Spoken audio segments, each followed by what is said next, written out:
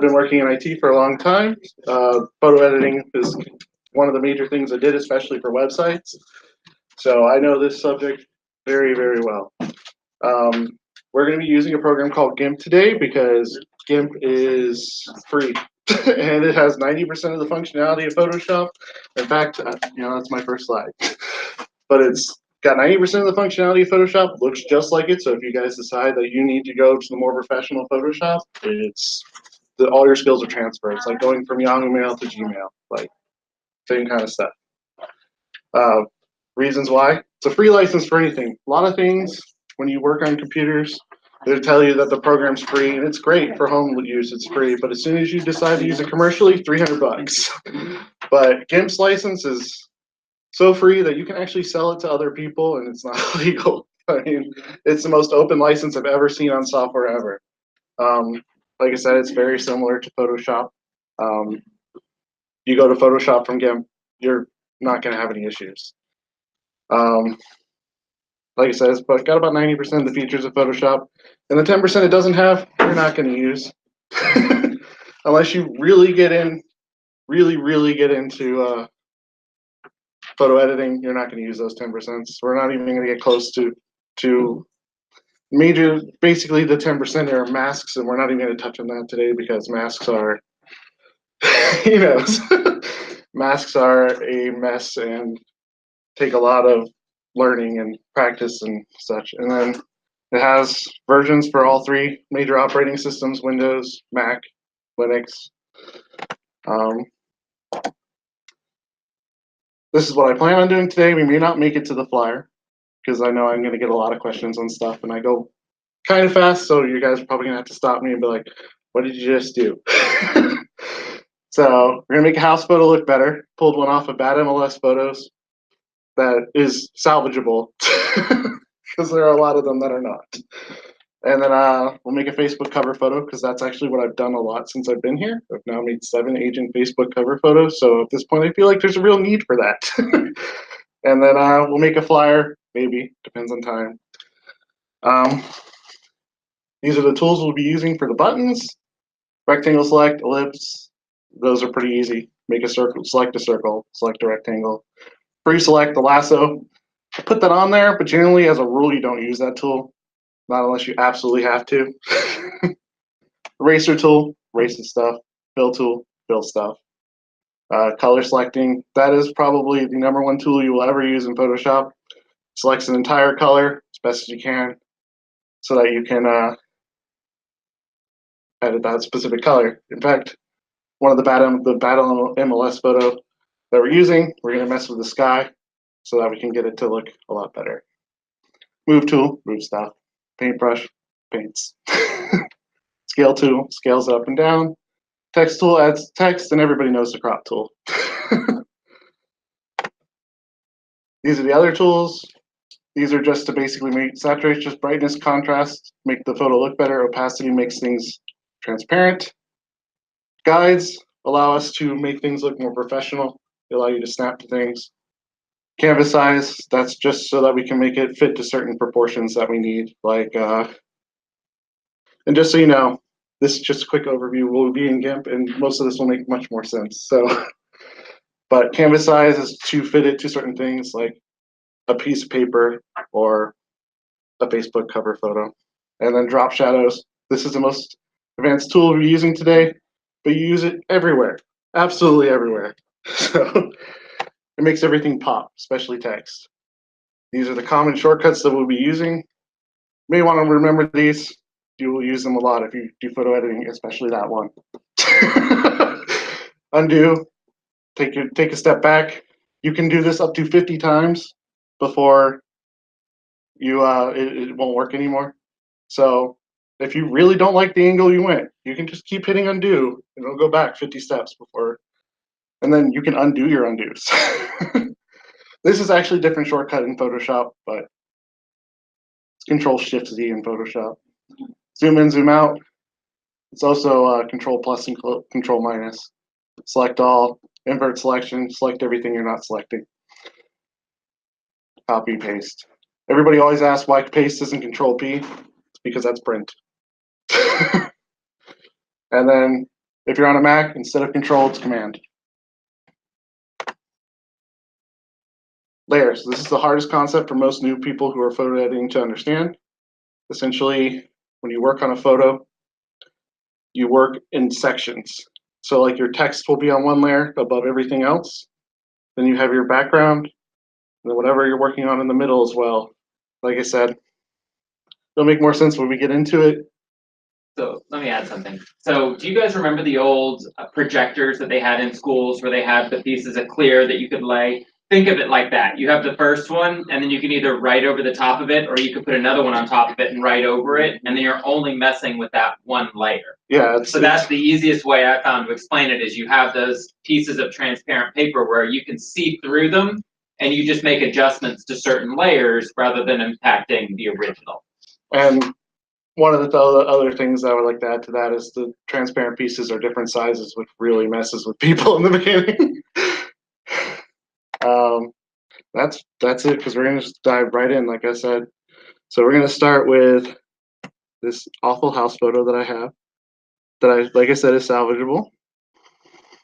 And I'm going to show you some of these tools for photo editing. And I believe it's this one, the one that says bad MLS photo. And this is Gimp. You can literally just Google Gimp and download it. It's absolutely free. GIMP. This first thing, just always click convert. Basically, when you download photos from the web, they usually will make it to where it only uses the colors that are in the photo, because it makes the file smaller.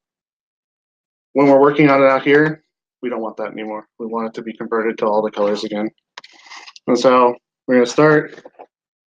I can't get the car out without using more advanced tools, so we're not going to do that. But otherwise, you can see it's faded, sky is white, just doesn't look very good at all. And so if I hit Control Plus,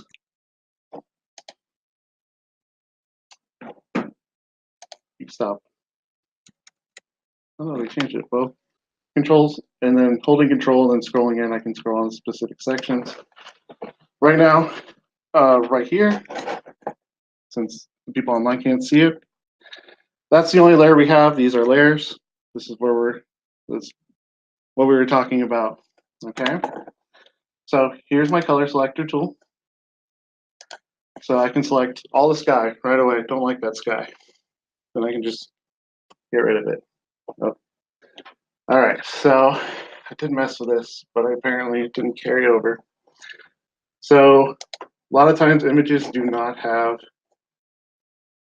transparency, so you have to actually add it. And you just go to transparency, add alpha channel. And now I can delete it. And so now sky is gone terribly. What I'm going to do, I'm going to take and grab standard sky. And I'm just going to hit Control C to copy, Control V to paste. Gotta get rid of my selection first. It doesn't like it. I'm going to try to just do that. Control V to paste. There's no image data in the clipboard. Let's see. Control V. All right, so because it's pasting to the top, I'm just going to add this, make this an official layer. Since this is adding the image to the top, now I have a sky and I can't see any of the background. We don't want that, so the order of the layer matters. We're just going to take the sky and move it to the back. For those of us that are sitting in the back room or in the back row, you know, it's hard to see everything that you're doing. Okay. So if you can like describe what you're doing, you know, when you click on this and click on that, and Okay, whatever, sure. you could lose us real easy back here. Okay. So what I did, file, open. I just had a picture of the sky already ready and prepared.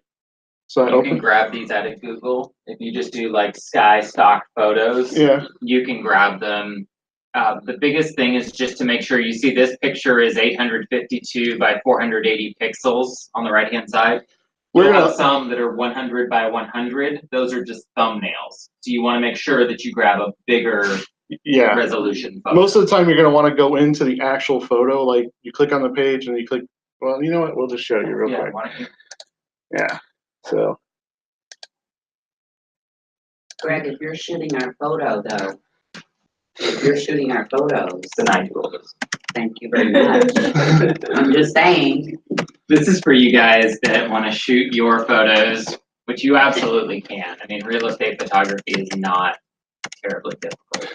this is the first thing I know most agents want to know is how they can do this. So this is the first thing I was starting with. So we take a sky stock photo. But if I actually save this image right here, most likely it's a thumbnail, even though it says that it's 500 by 333. You may not be able to read that back there, but it says it's 500 by 333. But if I save this, it's probably not going to be. So instead, we're going to visit the page, and then we're going to save it. What is it saving it as? Is it still a? It saves as this one specifically is a JPEG. So you right click, save image as, and then it should tell you save it as a JPEG. I can save it as only a JPEG. Sometimes you can save it as multiples, but so and pop up the exact same. Again, this is always going to come up from web photos. Just click convert. And so copy, Control C. Oh, gonna need to probably Control A. So I select all of it, Control C. What I'm gonna do is delete this layer because I don't want this guy. And since the sky is on its own layer, just deletes all of it. And then Control V. We got a new sky. Gonna scale it up a little bit. So I need the scaling tool. And unlike Photoshop, although I understand that Photoshop just changed this, before you had to hold something in order to keep the same ratio. You had to hold Shift, I believe.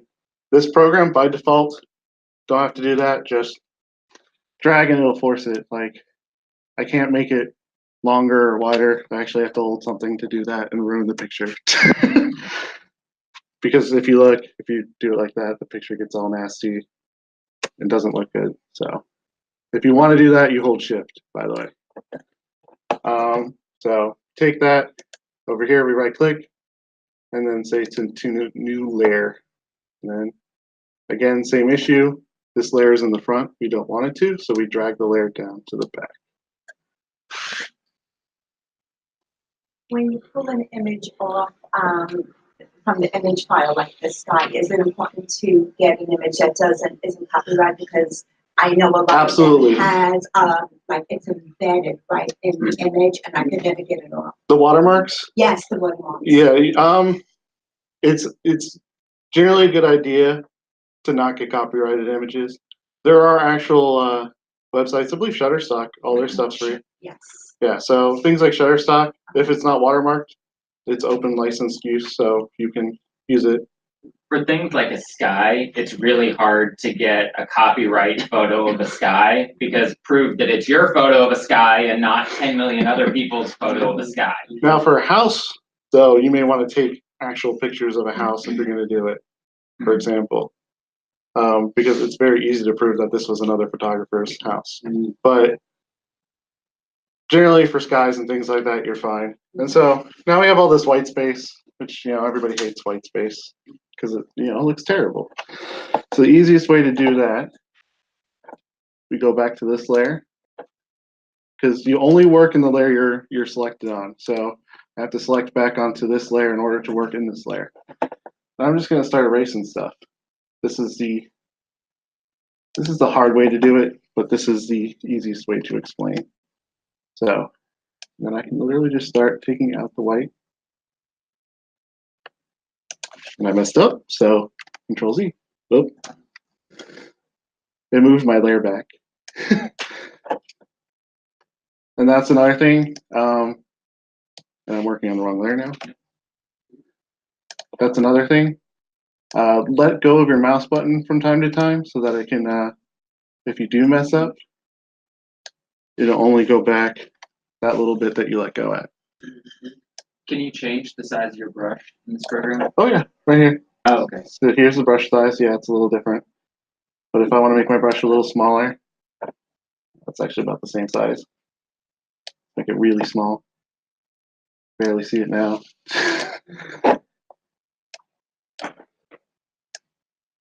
So what that is you have a bunch of different things in here. The only two you should really worry about are size and hardness. Hardness means that if you look, when I erase, it's fuzzy on the edges. Where if I make the hardness really all the way up, it's a perfect circle all the way through everything. Versus being if I take the hardness all the way down, to give you an example, like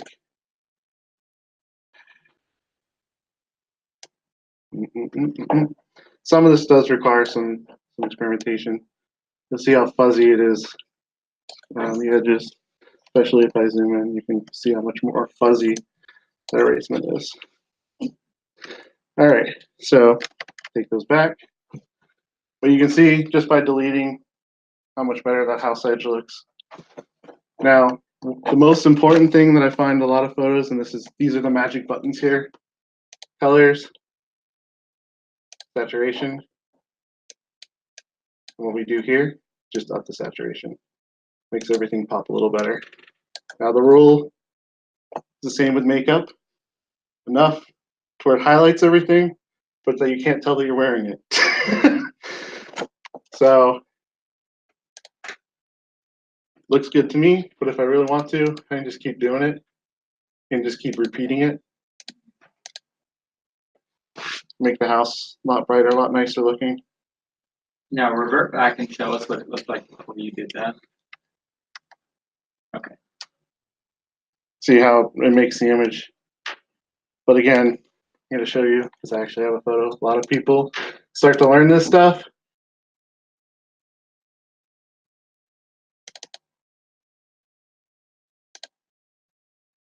And they go nuts.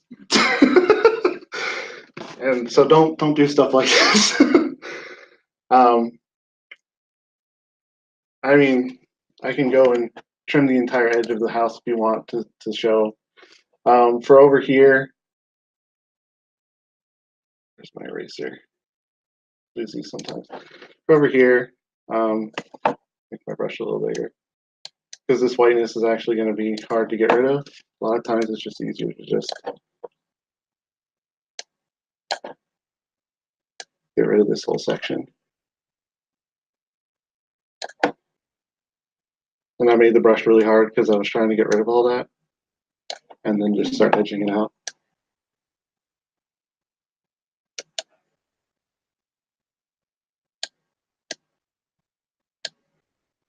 Because you may know that's there like that, but they don't know it's there like that. And that may be going a little bit on to the, you may need to disclose that a little bit. I would disclose that you adjusted the picture's brightness for brightness, saturation, and stuff for clarity, something like that. Pictures are adjusted for clarity. In the MLS, you don't have to. I've actually called Florida Legal on it, and they said unless you are digitally staging it, you don't have to disclose the editing. I wasn't really going to do digital staging. Yeah, I wouldn't. Yeah, it's a little much for this one. So that's basically the major tools that you use for photo editing. I still think the saturation's a little high, just because I was making a point. You can kind of tell, like generally just the color in the house looks great, but the car and the grass are starting a little too green and too blue. So that's just kind of how you look. You take 2 steps back and you look at everything as a whole, and just like, that's a little too much for me. But that's the basic things you would do to do a house touch up. Now, let's do the big one that I really wanted to do because like I said, I've done 7 of them now. Agent Facebook photos. So I'm going to use the #1 stock house on Google. And that is a small one because I did the thumbnail thing. So we're not going to use that one. We're going to use the stock house large. I'm just going to close all this out. Card.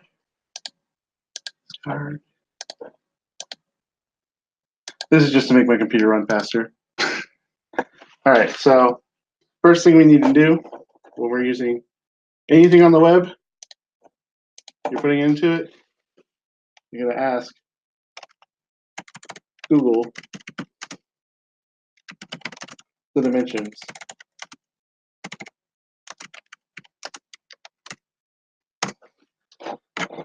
So Facebook cover photo display is at 820 by 312 pixels. They're recommending going a different size. I generally don't. Just that's what the Facebook says. That's what we're doing. So 312 by 820 pixels. So we get an image. This is the scale tool again.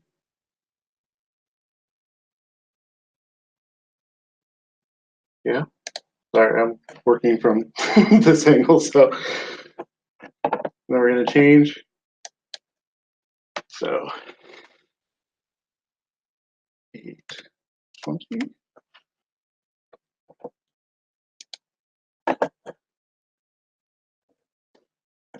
It's going to drop it. It's going to make it a lot smaller. So we need to zoom in. So you hold Control, mouse wheel forward. The other way you can do it is right here. You can just click down where it says pixels and then 400%, 200%. You don't have control on the mouse wheel. So now on here we can see our photo size. Actually, we can't. We got to go to crop first. So right now the image size is 820 by 547. So it's still too tall. So we need to crop it down to the right size. So what I'm going to do is use the crop tool. Click the crop. We already know it's wide enough, so we're going to go all the way to the wide. Right now we're at 820 by 352 pixels, which was right here. I'm just going to keep adjusting until we get to 312, while still trying to keep what we want in the picture.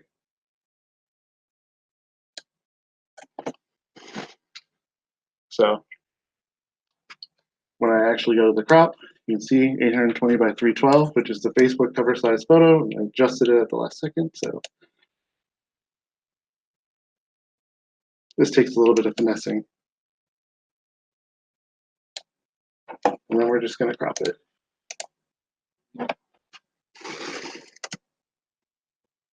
Now, it's a nice cover photo, but a lot of agents want their information on here. So I know this one really great agent.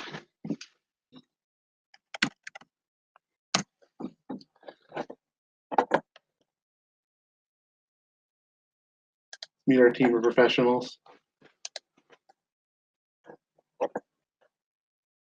Or not.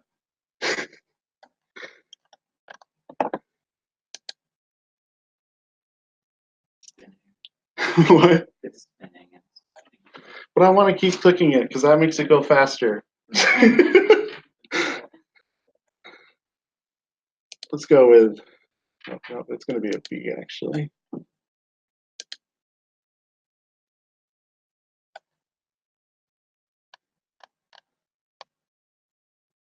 There he is. I like this guy. We're going to take his agent photo. Now, generally, you would use a photo provided by somebody else because it'll be a lot bigger. Because again, this is from a website. Websites like to make the photos as small as possible so the page loads as quickly as possible. So here we go. And we're gonna. There he is.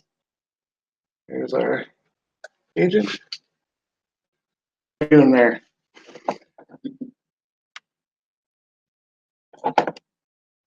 We use the selection tool.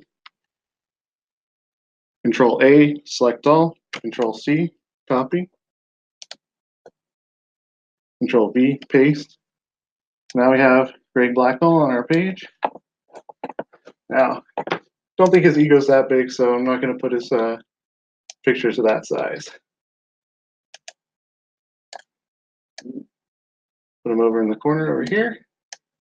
In the corner a lot. All right, so now we have Greg.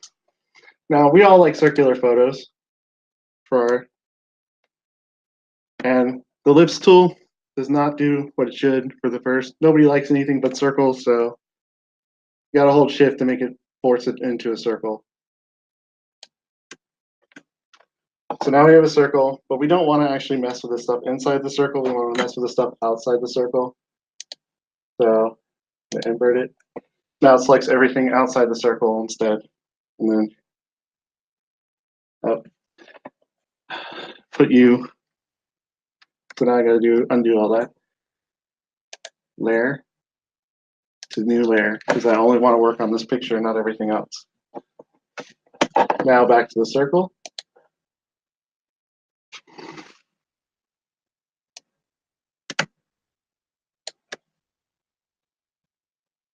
Oops. Control I to invert the selection, and delete. Now we have a circular gray black hole photo. Now the one last thing I want to do here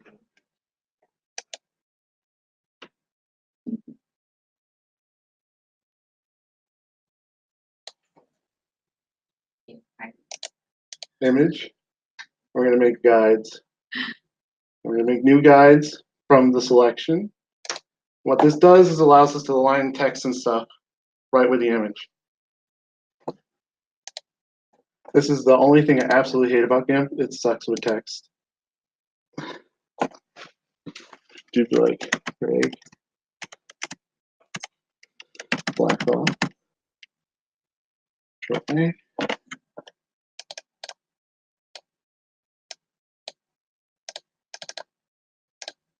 And move this.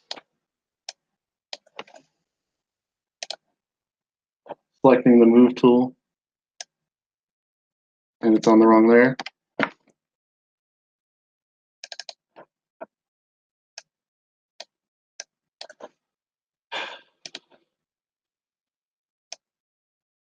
Not moving the guide. So are you dropping the words on the layer that has the picture or It's making its own layer. of the, okay. You pretty much, whenever you want, whenever you do anything, you should have everything on its own layer. That way it makes it easier just to mess with the one. Now, obviously that doesn't stick out very well, right? At all. So what we're gonna do, and one thing I actually got to skip over because I already had it in the program, is this tool right here, this little eyedrop, the color picker. What that allows us to do is take a color that we already like. I'm on the wrong layer. Take a color we already like, and it finds it. Since for Florida Luxury Realty, we like this green. A lot of times what I'll do is I'll load a picture that has the Florida Luxury green, and then use the color picker, and then click the green so that I can get the Florida Luxury green. Now, the last thing, because clearly that gray black hole is very able to be seen. I'm just getting rid of my selections. I'm going to layer to image size. That just makes it the size of the image so that I can work on the entire thing. Basically, it laminates this. Makes it the whole thing transparent. That's why I said layers are hard to understand at first. When we put the text in, the layer is only the size of the text. So what I'm about to do, I need it to be bigger than that. And then the last thing we do, we're going to make a drop shadow.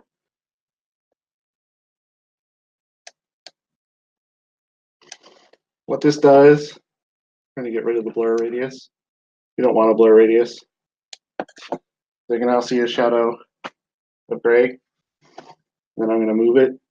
And these are just to move it back and forth.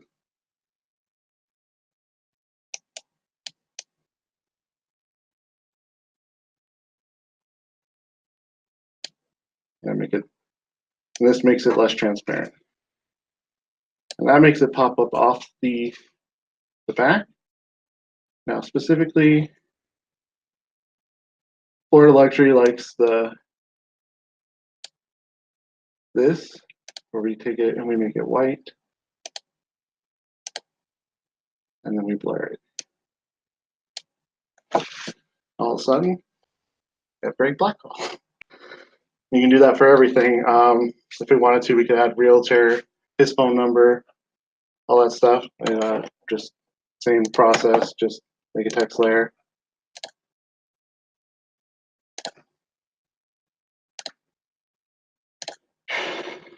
And that pop-up is important when it says create a new layer or work with the other layer. You always want to make it into a new layer. Yeah. And this is, like I said, this is what I hate. This is the one thing I hate about, because it doesn't like doing text. A lot of times what I end up having to do is go in and do all the text at once. I have a question about resizing. Yeah. And you mentioned that, well, that Facebook requires an 820 by 312, right? Yep. Can you actually set those parameters instead of you having to? I usually set one, Mhm. whichever one allows me to crop the rest of it. So, like, I'll show you real quick because I understand the nature of the question. So, going way back. See, undo, undo, undo, undo. So back here to the scale. Mhm. When I image, I scale the image. If I scale both of them right away, like 820 by 312, it's going to distort the image. Correct. So what we do instead, and this is a good question actually, because if you didn't know, you wouldn't know that. So instead, what we do is we scale the image, make sure these are linked together because that keeps the ratios correct. And so let's say the image size was 1,000, well, not 100,000. And I wanted them to do the 312 first. The width is so small now that I can't add the width back in. So what I normally do, like I said, is take the 820, and since this number is bigger than the height, that way I can scale it and then crop it down to the actual size I need and tell the program. Okay. And that's why we do it that way. It's because if I scale it specifically like you said, Yeah. it's gonna Distort the image. Yep. Okay. Thank you. Now, for example, you just grab the 312. Can you use the down arrow so that you move that box just down in the photo? just like that. Yeah, but does it work with the arrow? Yeah. No, it actually just Yeah. it so moves what it it's pixel by doing- pixel, but Exactly. So that's where if you're trying to determine how much of it you want to grab, if you crop 312, you can use your up or down arrow and it moves it 1 pixel at a time. So that way you can really refine it without having to use your mouse click. I'm a huge proponent for keyboards just because it tends to be more precise than the mouse. you can also I put it only over use a here. touchpad. You can also put it over here. Make the crop size over Mhm. there, and then just click in the middle and move it up and down. I'm so used to using the mouse that I didn't even think about it. That's the other way. Just Yeah. because when I do a lot of photo editing, I do very microscopic types of modifications. So I love using the up and down or left and right arrows so I can just get 1 pixel. Yeah. Which, in this, if it's 812 pixels to move left to right, it's 812 mouse clicks. So just to give you an idea, that's how you can make very small modifications on a photo, just 1 click at a time to go, well, how much of the driveway versus how much of the roof, you can really kind of refine that. And so with all those undos I just did, I should be able to. No, because I went forward, so I can't undo anymore. Yeah. As soon as you do one thing after you do a bunch of undos, it gets rid of your redo history. So, but if I wanted to, I can redo what I just did. Do you have the history tab in here? No. No, That is one of those problems. in your windows? No. Up under your windows, it doesn't have the option to show history. As far as I know, Okay. it does not.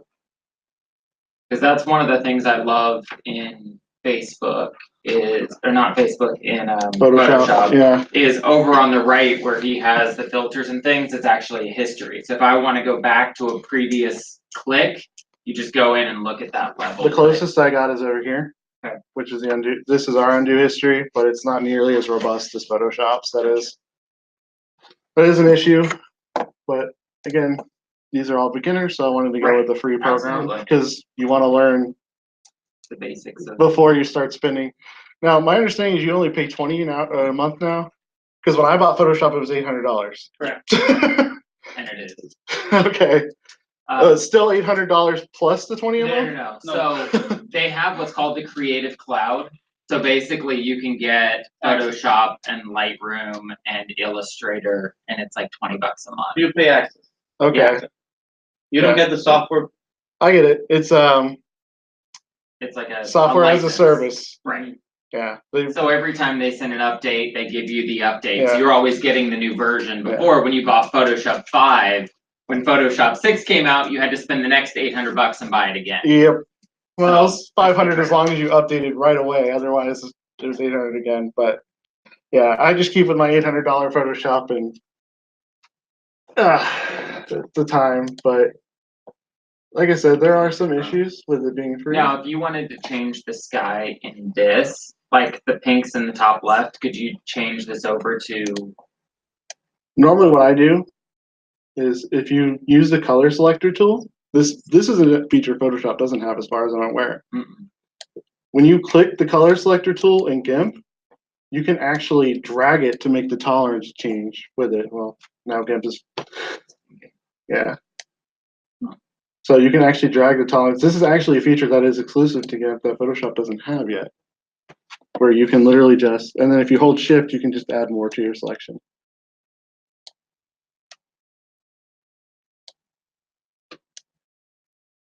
And that is a huge benefit right there. That is one of the things I absolutely love about Gimp that Photoshop does not have, is because, like I said, color selection, one of the tools that you're going to use the most often. So if I wanted to change the sky now, delete. That is the wrong button. Thank you, OneDrive. Delete. And now the background is deleted. Now, one thing I will say that Photoshop does better, I'm pretty sure when you do Photoshop, you don't have to do this anymore, where you have to add a transparency layer in order to make things transparent. I think Photoshop does it automatically now. And this checkered background, sorry, we're all into photo editing a lot, but people who are new, the checkered background means there's nothing back there that is transparent. So if you actually put that on anything, you wouldn't see anything back there. And So now you do the same thing to just drop a different sky behind this. yeah, then I would just open, and then we'll take my original blue sky, Control A,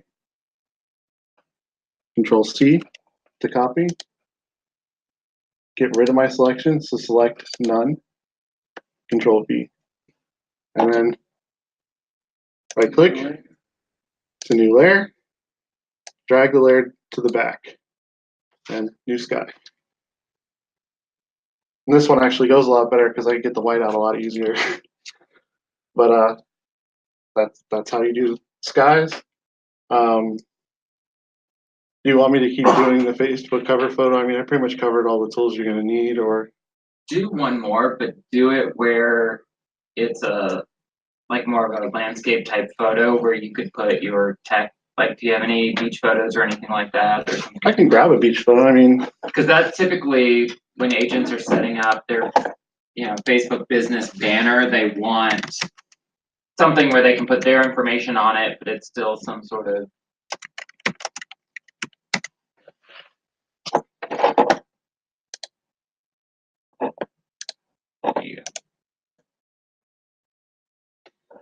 is it? You never want to go directly from Google image search just because it makes them really small, and you can't, like, if I put that in, it'll be really pixelated and ugly, and you won't have anything to work with. So you always want to go into Shutterstock and actually get the picture. And Shutterstock has a watermark there. We can get rid of that using clone stamp, but I'm not gonna. Whatever. Can you right click and save there? That's what I was gonna do. No. I just don't want to teach them clone stamp. There are Go to certain. Shutterstock and see if you can find it in. another website. Yeah. So clone stamp, what we're talking about, essentially, it takes one section of the photo and just writes over it with the same section of the photo, and it looks legit. Like it looks completely the same. That's how you get rid of red eye and stuff a lot. Like you'll copy the iris of somebody else of the other eye, and then just write over it with the iris of the good eye. But it's a complicated tool to use. Use the one with the palm tree right there. That is from iStock. So let's see. Visit. Should let you.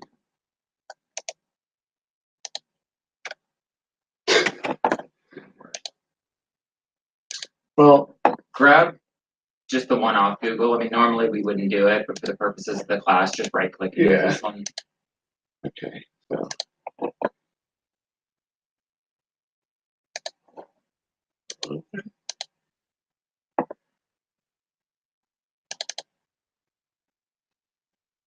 And actually, this is a good size. This picture's not terrible.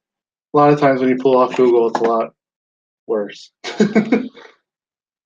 um, so we will image, scale image. Now we have to scale this one up.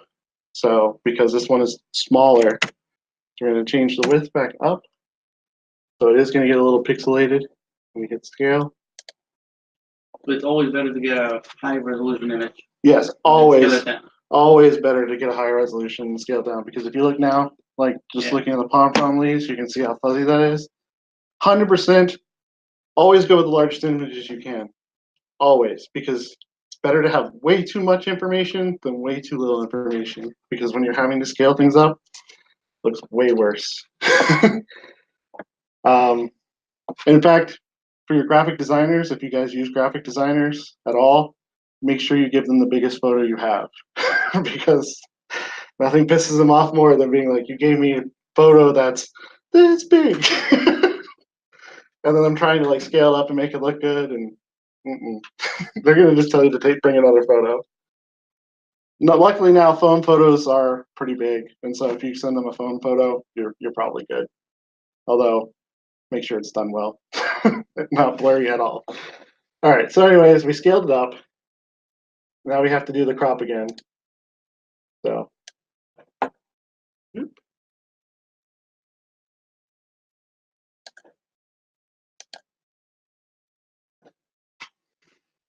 I wasn't ready to crop yet.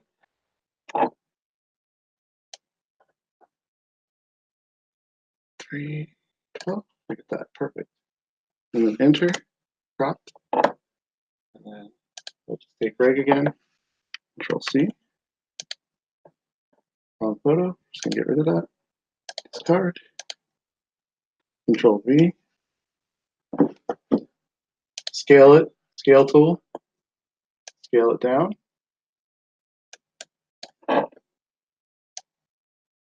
So right here, this is the size of this layer, and it's telling me that. I need to make this to a new layer, as usual. And then because I dragged this off to the side, it was going to put it on the background layer again. So let me just redo this. So to new layer, then scale it down. And see, I still make mistakes all the time. It just takes a little bit of time to learn, and I'm going to have to make the layer bigger. So layer to image size, it just makes the layer the same size as the image. And I have 2 layers of Greg now. Oh, okay, good. It doesn't matter if the layer is as big as Greg. So that, take, you're gonna make a circle because everybody likes circles. You have to hold shift in order to keep a circle.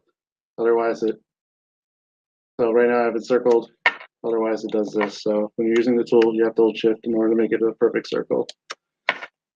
Image. That would be command on the Mac, right? Yeah. No, for that would be shift. Shift as well? Yeah. Command is only for control. Okay. If I do control, it'd be command. And then we're gonna go to select. We're gonna invert, which is also control I. We're inverting it because we want to get rid of everything outside the circle. So we're selecting everything that wasn't in the circle and then deleting. And then finally, like we did before, make a square around Greg. image, guides, new guides from selection. That way you can line up your text and stuff. And normally what I would do is I do all my text at once because it's the one thing that Takes the most time. it's just Gimp doesn't do it well.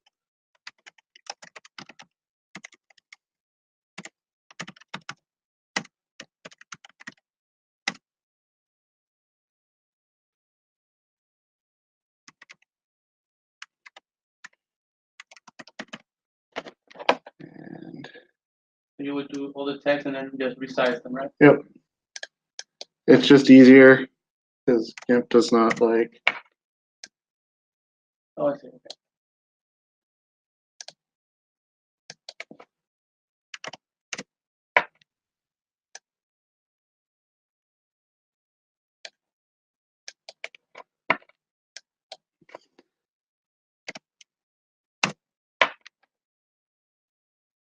And then we have it.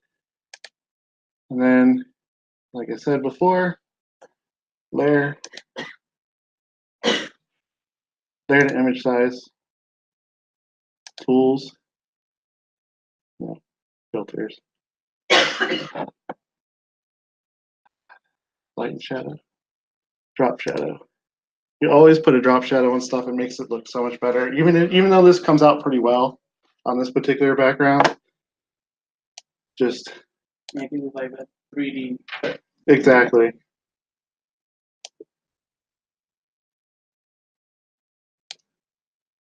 The opacity is way too low. I'm not working in the right layer. Not coming up.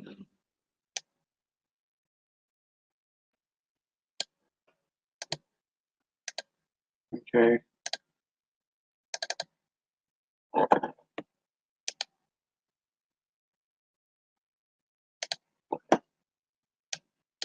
I have a question on that screen. Okay. You're working with the X and Y. What parameters are you changing? Okay, so if I can get the thing to show up, you'll be able to very easily see it. I don't know why it's not coming up now.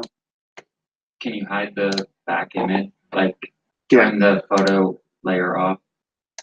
I'm not linking you. Now see, you can see the shadow. Let me just see if because I want the image tools, filters, light and shadow, drop shadow.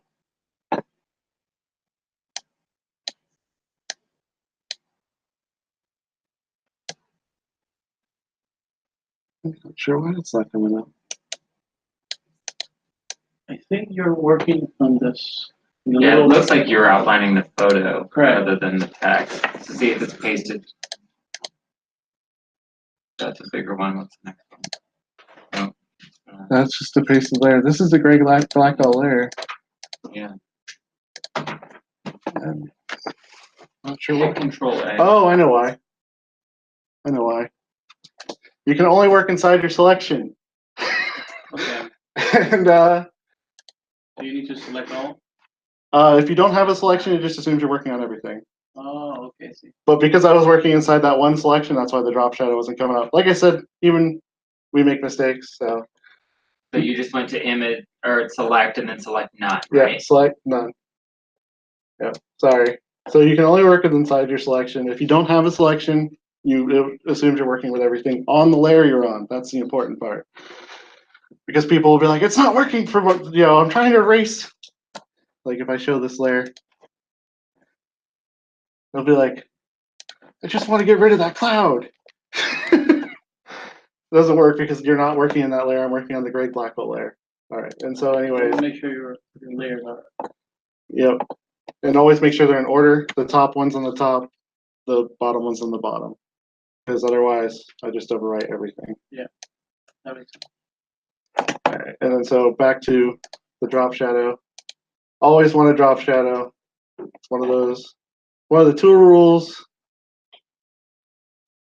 that we use. Drop shadow. And now you should definitely be able to see. First, we're gonna get rid of the blur radius. The blur radius, by the way, makes it to where it starts to get fuzzy. We want the opacity to be max because we want this to actually be fully opaque. Opaque means solid. And then the X and Y, this is what the X and Y does. Okay. It offsets it. And they're linked together normally because you generally want the shadow to be directly diagonal, but you can break it, and then X will move it left and right, Y will move it up and down. So if I want it just, a lot of times some people want it slightly more offset on the X than on the Y. But you generally don't want any white space. And see, it just makes it pop a lot better. So drop shadow is one of the two things you almost always use on any photo editing when you have text, just because it makes everything look a lot crisper. Another thing I would say that I should have done here, almost always bold thin stuff, because it just comes out better. I'm gonna relink these.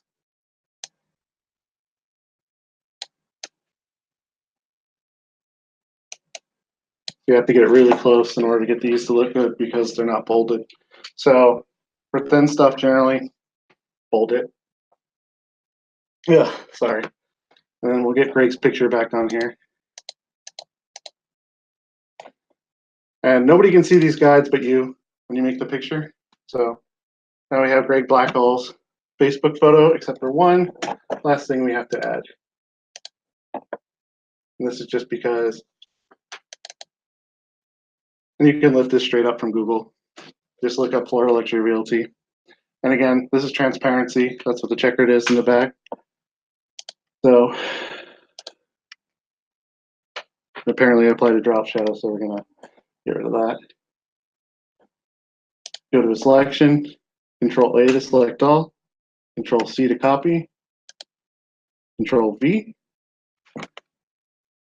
As you can see, the layer is exactly the size of the selection, or of the stuff that I put in, which is fine for what we're doing here.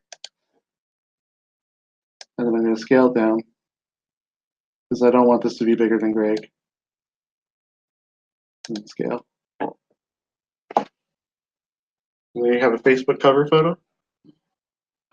Can you show us again how you the outline for the text? How you make it white? Oh, sure. All right, so Control Z. I'm just going to take this back off because I'm going to go back right to that step. All right, so it's still the drop shadow. The nice thing about the drop shadow. Filters. I don't know why I keep going to tools. Drop shadow. All right, so the color by default is black. Obviously, we want it white, so we can literally just click all the way over to white. Okay. Blur radius, we're going to set to 0 so we can see it. We are still working with that. So, and I can't see it with that background. There you go. I was using the black because the black stands out more that time. All right, and we want the opacity. I don't know why it defaults to so low. We want the opacity because we want it to look solid all the way to the front. And then for this specific one, we're going to make the offset 0, which you can manually type in. So 0. All right, so now it's directly behind Greg Blackhall. And then we just edge the blur up. Oh, I see. Okay. And that blurs the shadow. Yeah. And then hit OK. Like I said, I preferred the black for this one because the white on white. But now, can you move that text to the far right to the blue? Sure. Just to show, like, move it up into the sky so you can show what it would look like. What I'm going to do here real quick, just because this is something I would do, is if I click on the layer where it says pasted layer, I can actually just change it to say text layer. Or your key layer.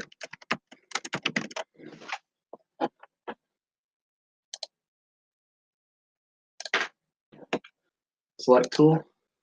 I think this is the wrong layer actually. Yeah, it's actually the Greg Blackhall above it. There you go.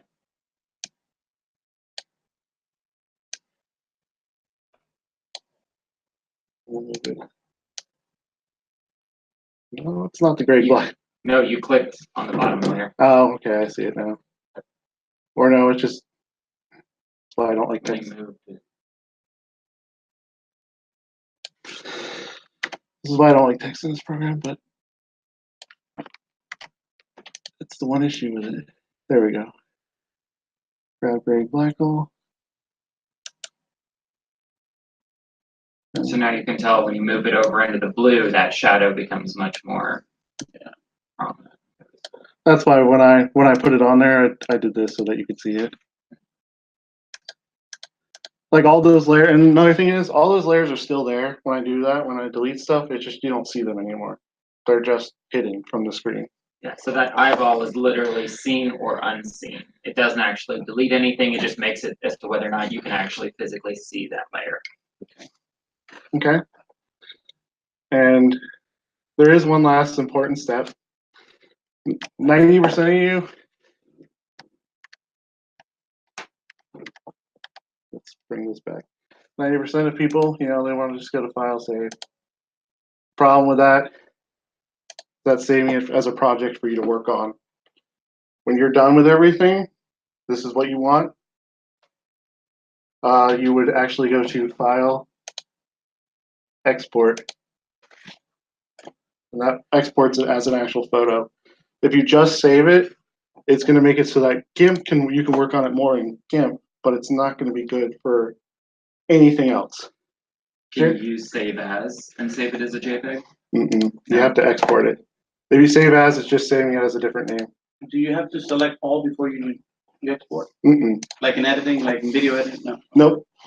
Nope. Once you export it, it flattens all the layers, makes it into one nice photo. But I can, to show you, so I saved it, if I close it, yeah, I'm not messing with those. So what that was just asking me if all the other photos I added in, if I wanted to do anything, and I just said no, because all I wanted them in there was to copy them into the gray and black hole photo. So if I go to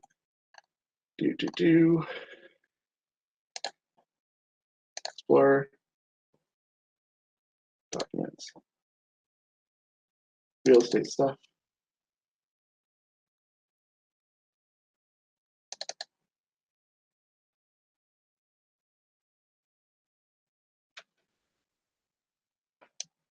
And actually change the name, so I'm just kind of hoping this is the one I just did. Yeah. But see, it opens it up in this project, but this isn't a viewable photo. This is only good for, so you need to file, export as. I like PNGs. Some people like JPEGs. There's a whole list of reasons why people like different things. For me, I recommend PNGs. Greg may have a different opinion on it. But basically, PNGs make text sharper. That's why I like PNGs. And they show transparencies. The one I would absolutely recommend against is JPEGs. I do not like JPEGs. JPEGs, every time you touch them, they get worse. Like anytime somebody saves a JPEG to their computer and then they share it, it looks worse. That's the way, the nature of JPEGs.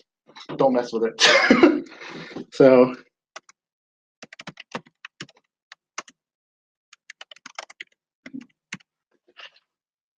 and then just click export. It comes up with all this stuff. You don't need to worry about that. You're new. None of this stuff. I don't even use this stuff. So the only one I mess with, and again, this is why I hate JPEGs. If I was to export it as, I can actually set it a different way, but I would just prefer to just type it here. JPEG, export. Quality. It's the only time I mess with it. And it's because JPEGs suck.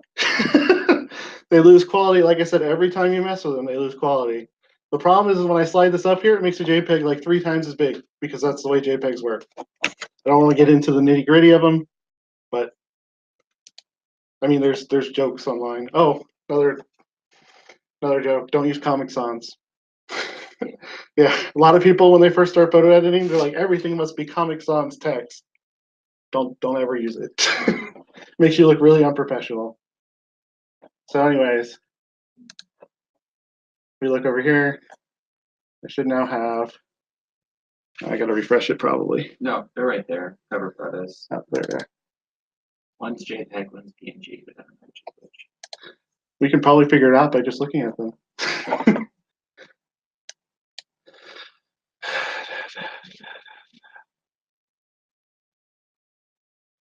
This computer, like I said, is not the best computer.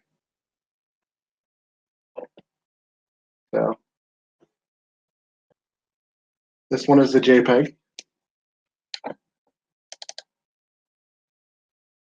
This one is the PNG. And just to give, Can you do snap to on screen? yes I can.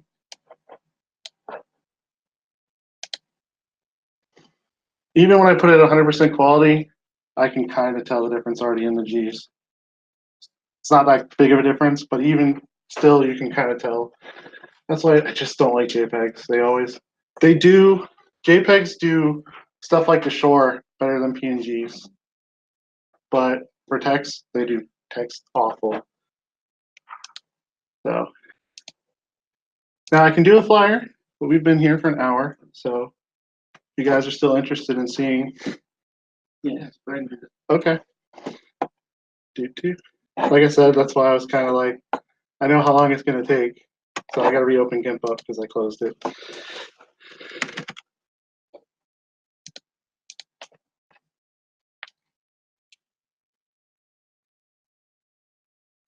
I hope I'm teaching you guys stuff.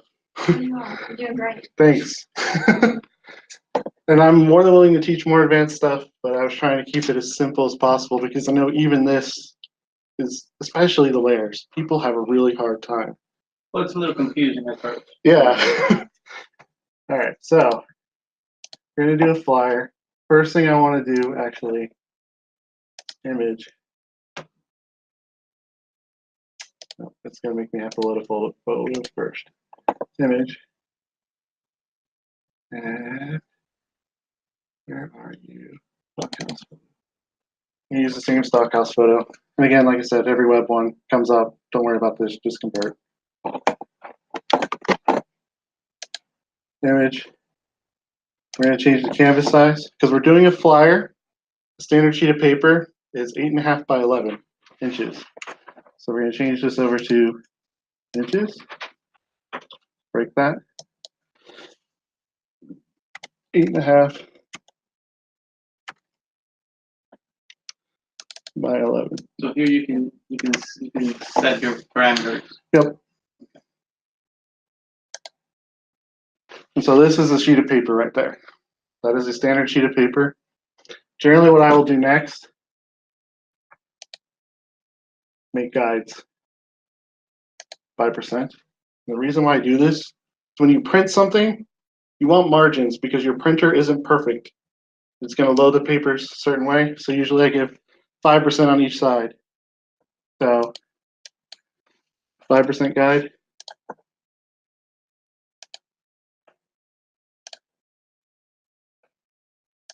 I'm sure there's a faster way to do this, but I learned it this way and I've never not done it this way.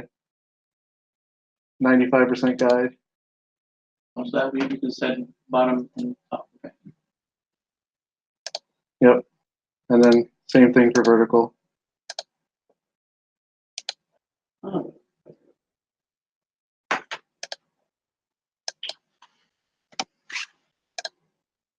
Go. Now, obviously, the image is fitted perfectly for this paper, so we're good there, right? All I right. just want a piece of this. So we're going to scale this to fit in between the guides.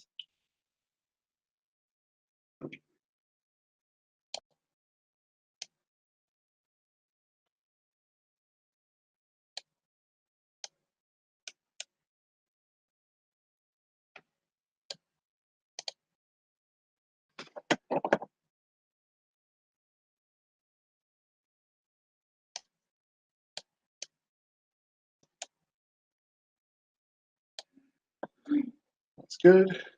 Click scale. This is going to take a bit because I'm making the image a lot smaller.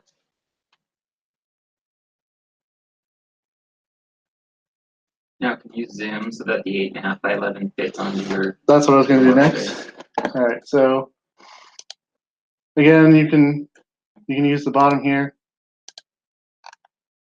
to do it, or my preferred method is to hold Control or Command and use the mouse wheel because it's just more precise.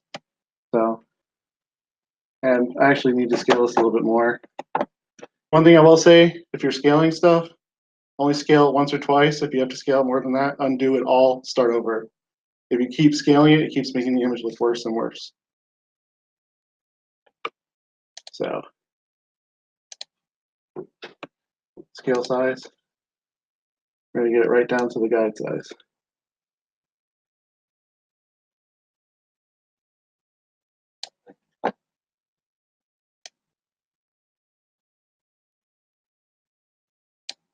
So that 1 pixel. On. Normally it snaps, but I think it did snap. No.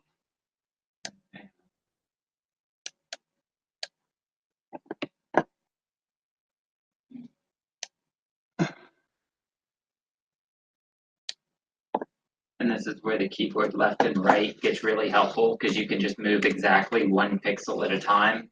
So if you're trying to get it just right between them, you can use your keyboard to kind of move it up, down, left, right, 1 pixel at a time. What I'm doing right now.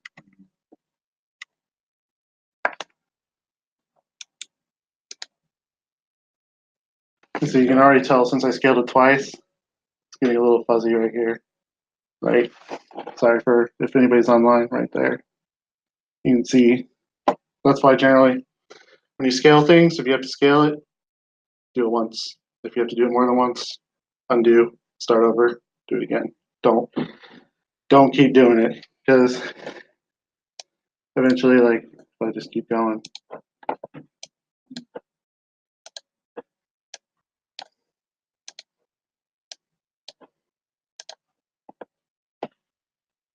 So don't keep doing it. All right, so what I will do now, so add a new layer. This is literally just for me. This layer, I will actually delete this when I'm done. But this layer will be white background.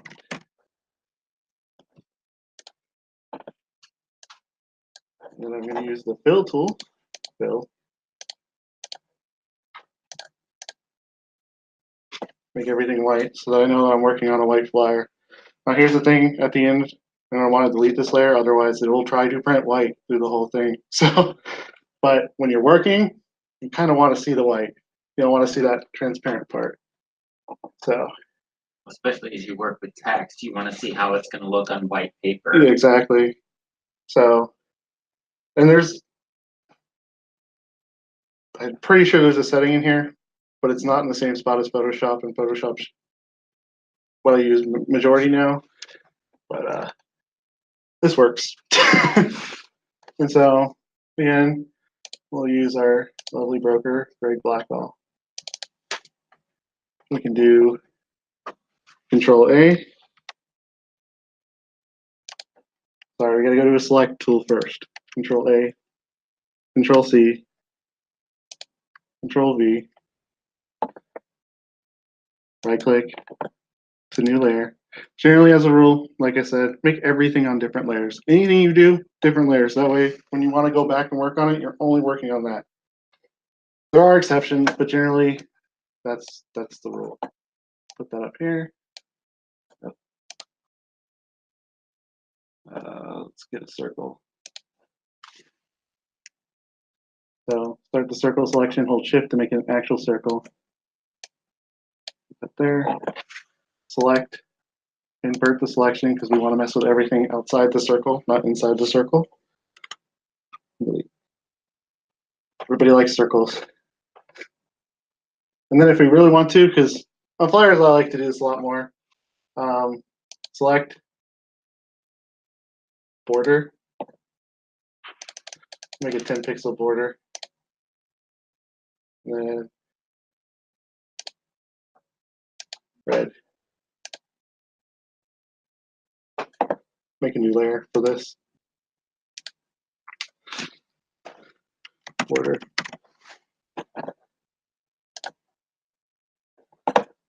And then fill it. Make it a gradient. The gradients just take 2 colors.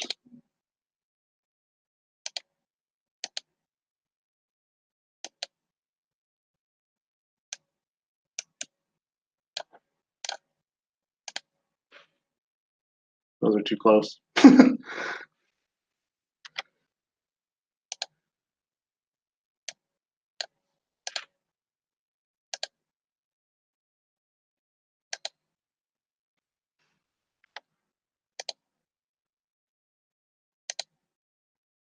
That's not going to fill it.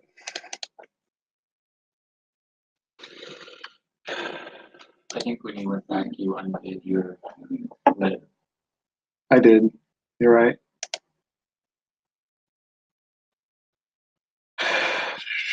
New layer. Border.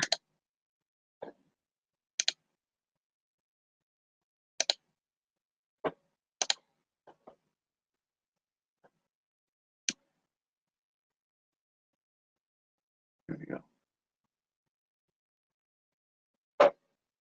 Maybe we can make a gradient. Pretty cool. Yeah. A little too big for the border, but we're not going for perfection here today. And just sold. Normally what I would do, because I am actually not the most creative person, is I'll just take a real estate flyer, go to images, find a design I like this one. Using the same house even. Just be like, go back over to Gimp.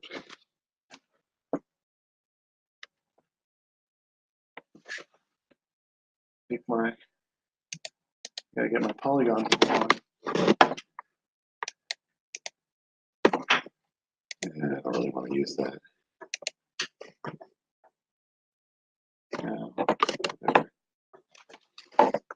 Sorry, I'm taking some creative license here now.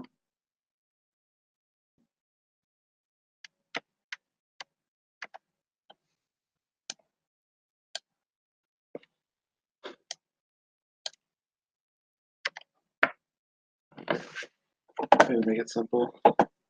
There.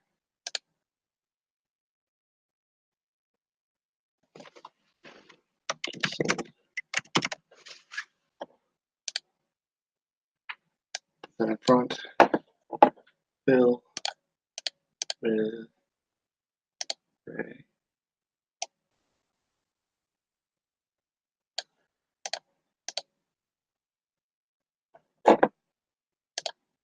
Back over here, open house. Right.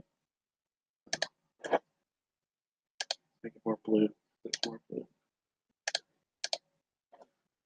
And text.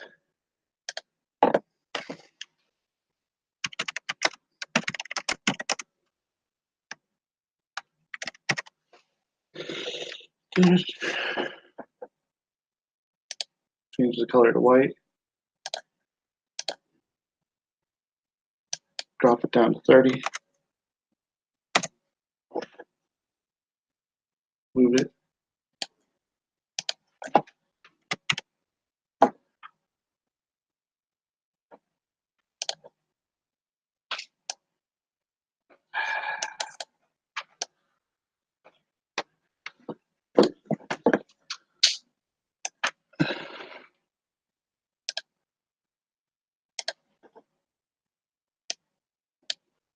Why are you doing that?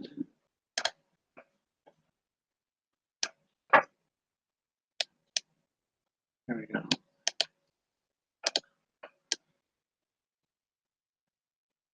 And we can center it too by making guides. So select our image, guides, new guide, 50. Well, the good thing about it is when you finish one, you can use. Yes, and I do.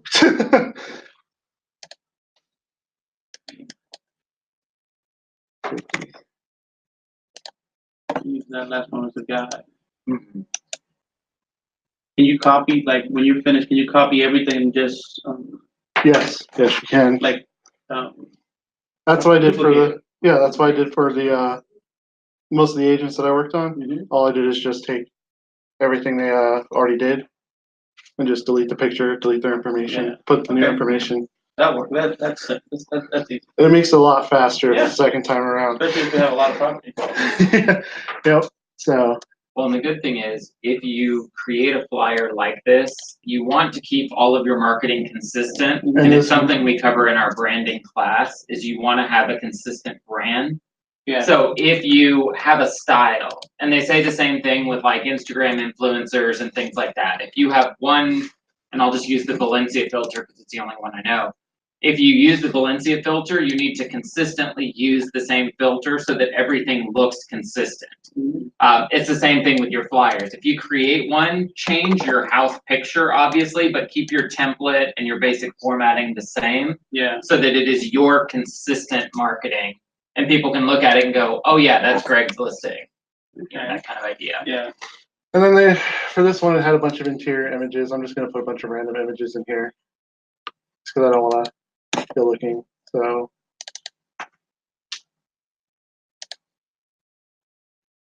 Again, you get really used to this motion. Selection, Control A, Control C, Control V. No, you're inside the layer. I just gotta make the new layer first. The new layer.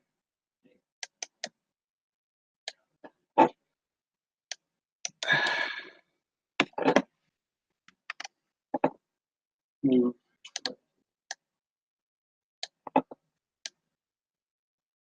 Scale.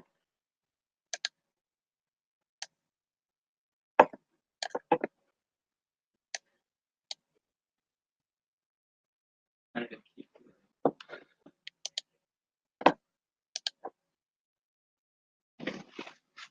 Yeah.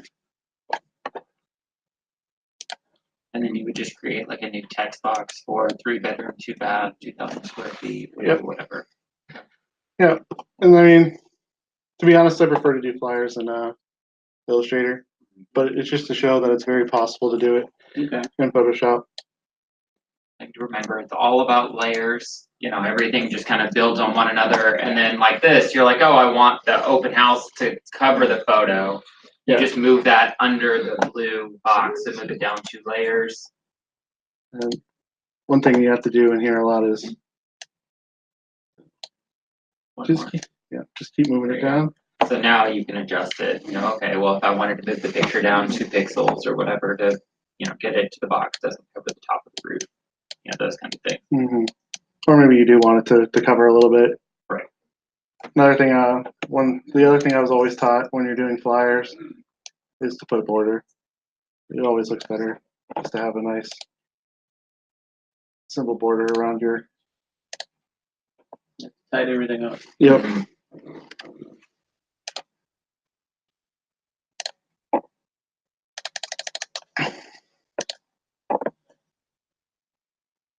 And I'm setting the pixels width, just makes the border like 5. This is a 5-pixel border. And then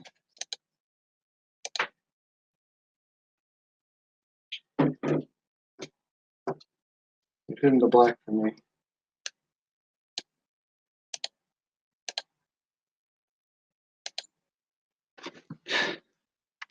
Didn't put it to a new layer. So again, a new layer.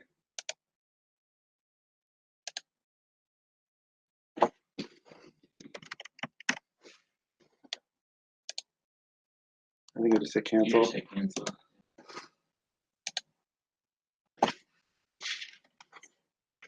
Now, because you have another layer named border, Nope. it won't matter? Okay. It's not like Photoshop in that regard. I can have 17 border layers if I want. But I just always think the borders look, Yeah, it brings everything together a lot more. And then, you know, we can put gray black holes information down here. I'm just gonna do this really quick and dirty. Black, none.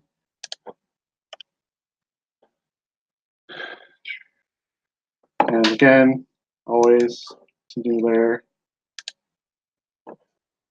scale down. Come over here.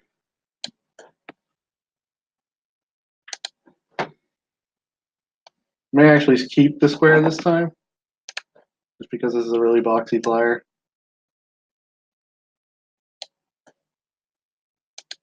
Image, guides, guides to selection. That's just so that I can snap the text to the picture. And just because I showed this before, Greg's info. Bingo.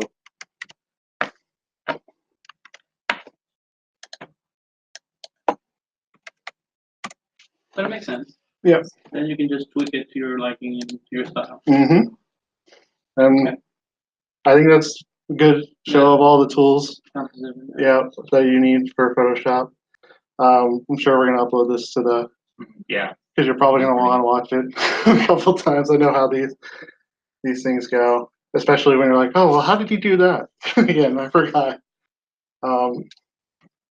So I mean, that's the basic intro to photo editing and getting things to look nice and what you would need it for real estate. If anybody has any questions on, or wants me to stay after and help them with, let's say, a Facebook cover photo, I'm actually here. I've done it a couple times.